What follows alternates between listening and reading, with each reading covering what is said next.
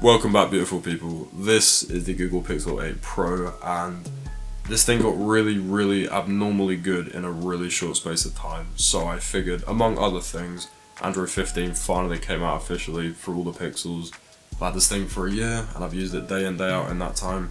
And it's also just had a year of like wear and tear to mature, whatever. And I just figured, actually, after all the updates, now it's got real good.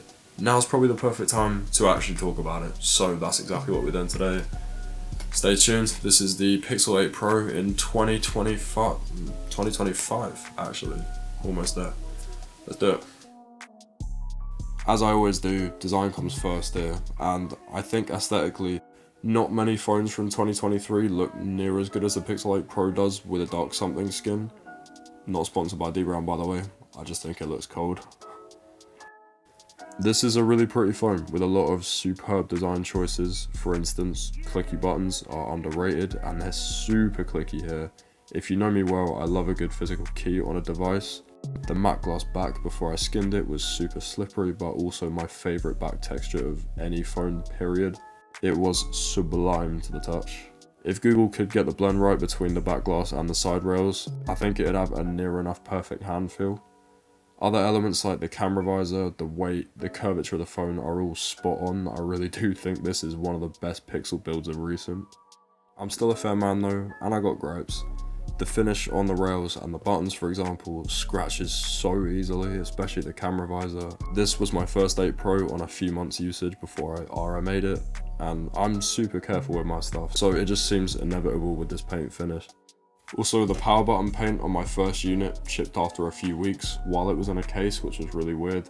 My current phone doesn't have this, but then my current phone has really loose buttons which actually rock quite a bit, which my first unit didn't have.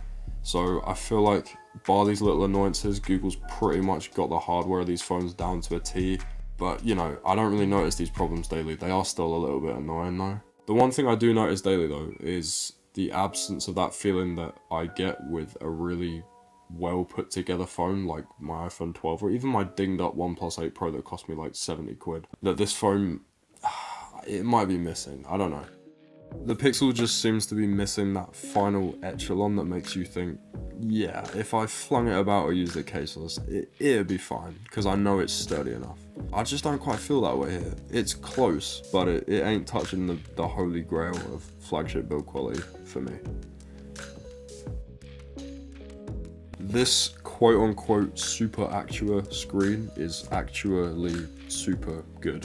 It's a funky resolution, way above 1080p, not quite 1440, but it's not even noticeable. There's still plenty of pixels here. The bezels look great, the forehead is a little smaller than the sides admittedly, and the chin is still ever so slightly thicker, but honestly, who cares man, it's still clean. I will say I wish the hole punch was a bit more blacked out. It looks a little cheap and plasticky sometimes, and it kind of sticks out against the rest of the screen. Also, quality control wise, I've seen better. My first Pixel 8's selfie camera wasn't actually centered in the cutout, and once you see it, you can't unsee it. It's just really annoying. There's also a load of little bumps under the screen, which I'm gonna assume are from over-tightened screws. Not the biggest inspiration of confidence, I gotta be honest, but it also hasn't caused any problems so far, although I'd be curious to keep an eye on this. Overall though, this display is sublime. It's sharp, well calibrated, color accurate. It's flat as well. Personally I like them curved, but this does the trick too. And accidental touches have at least been kept to an absolute minimum. I've barely had any actually. It's LTPO, it's super responsive down from 120 to 1 singular hertz, and it's HDR10+. Finally, the big old 2400 nits of peak brightness has been super solid. This display is viewable in direct sun. Anything I've put it through pretty comfortably. I do wish it hit the full 2400 nits more often. It hesitates a lot and sits at the max manual brightness, which is fine, but I wish it could be set slightly higher without needing all that ambient light. 1600 nits is still very bright, but it can actually be a bit dim in those weird mixed lighting outdoor scenarios. All in all though, this is an excellent display.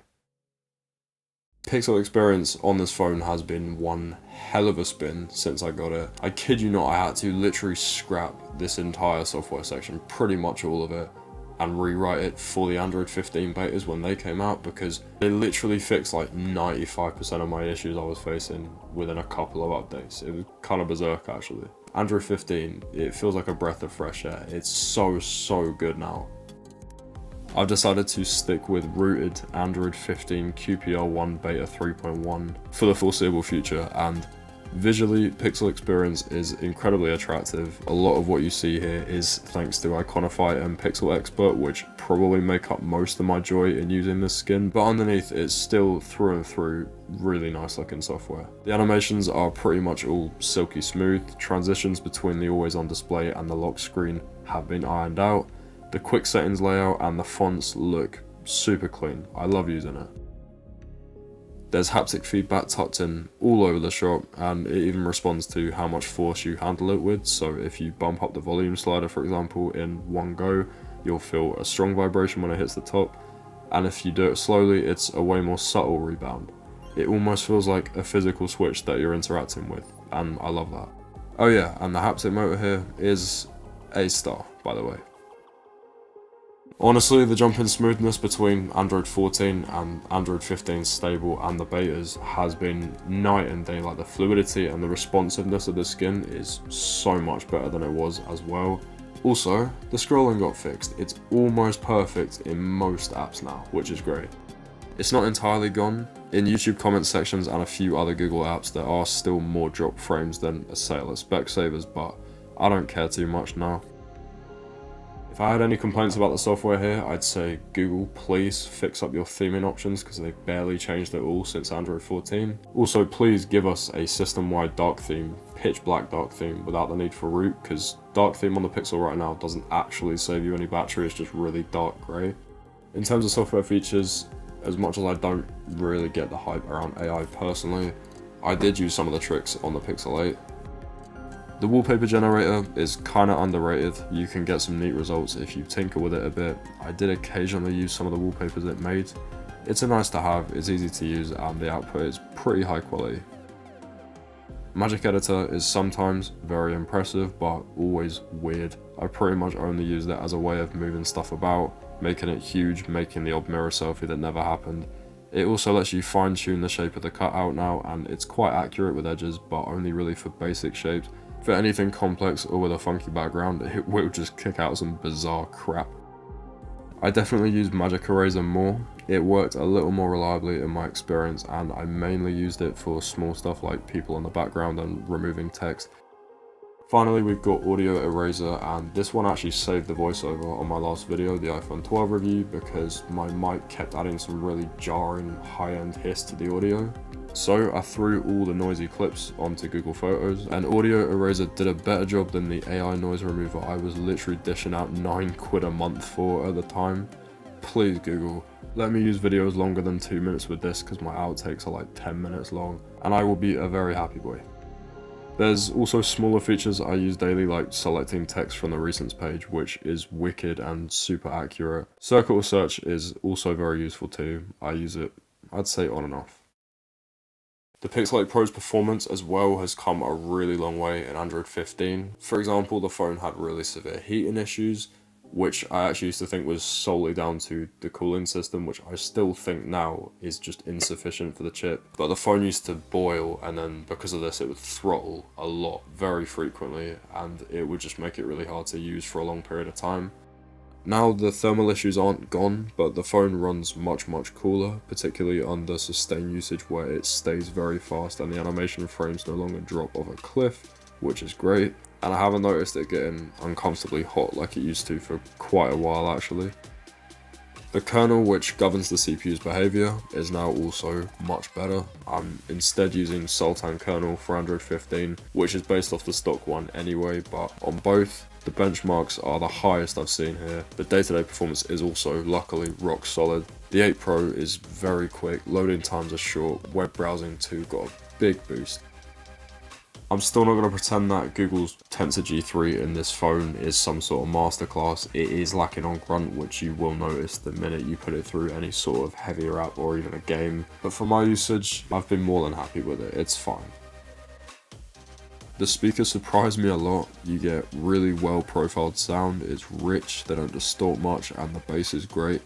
They max out fairly loud, but could push a tad more volume at the expense of distortion, and I wouldn't mind. One tiny complaint is the earpiece does collect a ton of dust, and it's kind of hard to get it out because it's so thin. Either way, by far the best on any Android phone I've used so far. They're awesome. I do also want to mention the hot trash of a modem that is the Exynos 5300 in this phone.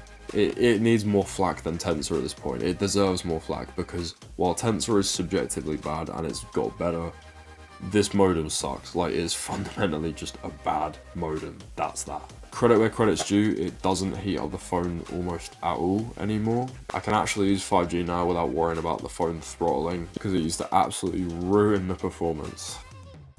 But yeah, reception is lacking. The minute you hit an obscure area or even go indoors sometimes it just falls off, and when it's struggling to get 5G or even 4G reception, and this applies to general call signal too, this modem chews battery like you wouldn't believe. It's bad. Security wise, the fingerprint reader is alright. It's nothing special, it's as good as optical gets, it's in a decent spot and it's gotten quite consistent. The face unlock is better, I think. Yeah, I use it more than the fingerprint and it's really quick and secure enough to use it as purchase authentication, so I've just kept it on the whole time. The battery life here is passable, nothing to write home about, but you can get through a full day if you're careful with it.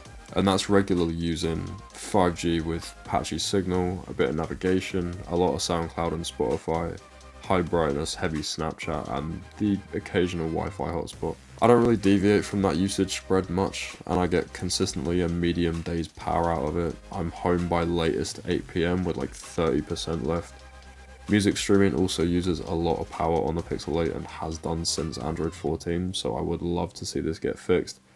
Also, I mentioned the modem. It is absolutely possible to kill this phone in under 3 hours with really inconsistent 5G. I have watched the battery percentage just tick away like that, and I'd be lying if I said it didn't give me battery anxiety once in a while. It could be a lot better. Tell you what is much better, my favourite stop, the cameras. And for how I want my phone photos and videos to look, these cameras to me are, I'd say, near perfect. Even now, I get a little twang of excitement every time I pull the Pixel out of my pocket to take a photo. On paper, all three of these rear sensors are very strong, and definitely with a bit of patience and a bit of tweaking, these can be top tier for photos. I've been cranking the crap out of the shadow slider, dimming the highlights a little bit, fiddling with the white balance, because I know it will kick out some super HDR-y photo with loads of lifted shadows, which I personally love. But more importantly, I know it's going to make what I'm shooting look the way I want it to look, and it pretty much always does. I will say though, I kind of wish there was a preset for this cranked up style so you could just lock the camera at that every time you open it. Regardless, photos are superb. Almost every key fundamental of a good phone photo is locked down. Color accuracy, detail, dynamic range, exposure, etc, etc. Noise reduction may be an exception. It's iffy, sometimes it's great, other times it's pretty poor actually, mainly with 1 or 2 second night shots or anything medium low to low light, which can get kind of muddy. Obviously the longer you leave it, the cleaner the output is going to be. I will mention artifacts as well because the processing has messed up sometimes. Exhibit A, the gravel in this photo, and B, the sun in this one, did really throw it off. I did notice processing errors and weird graininess when I took photos with lifted shadows, and this happens consistently and gets more obvious the more you lift the shadows.